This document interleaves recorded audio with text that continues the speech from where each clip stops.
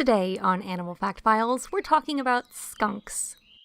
Most people know about skunks, but do you know that there are three main groups of them? There are spotted skunks, hognose skunks, and striped or hooded skunks. These little cuties are most closely related to stink badgers, animals who are classified in the same family as skunks. But we'll be saving them for their own episode because they live separately from skunks. Skunks are a New World group of animals ranging from southern Canada to South America. They inhabit woodlands, deserts, grasslands, open fields, rocky mountain areas, even agricultural fields and human settlements. But they don't live in dense forests or woodlands. Spotted skunks are agile climbers and may be found in trees to avoid predators and to find food. Skunks are omnivores and nocturnal. During the day, they'll rest in burrows. Skunks have strong claws they can use to dig out these burrows, or they'll move into a burrow that was dug by someone else. At night, they'll forage for food, eating fruits, snakes, birds, and species humans consider pests, like insects and rodents. Skunks are also seasonal eaters, taking more arthropods in the summer and more fruits in the autumn and winter. Well, at least for those living in areas with defined seasons. Originally, skunks were classified with animals like ferrets and martens, and they are similar in size to these animals. But now it's known their closest relatives are those stinky badgers, who aren't these types of badgers, by the way. These are totally different. Spotted skunks are the smallest skunks, and hog-nosed skunks are the largest. But on average, these little mammals are just a bit smaller than Chester.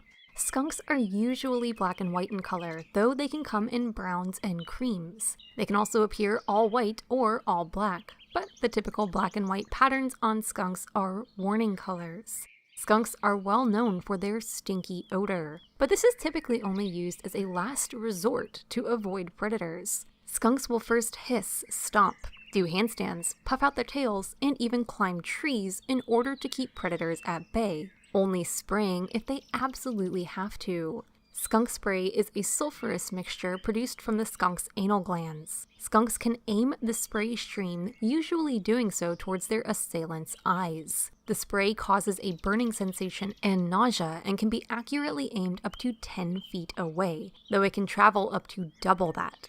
Skunks aren't immune to their own spray, however, so they usually won't spray if it means they're going to get coated in it too.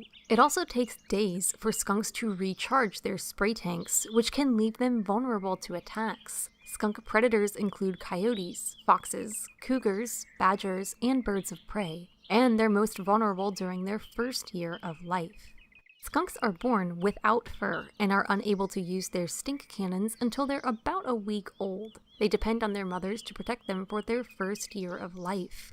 The breeding season for skunks varies by species and location, but generally lasts 2 to 3 months out of the year. Skunks aren't considered territorial, though males may chase other males away from nearby females during this time. They'll mate with multiple partners. Gestation varies among skunk species too, with striped and hog-nosed skunks having 2 to 3 month gestation periods, and spotted skunks having gestation that can last 250 days or longer due to delayed implantation.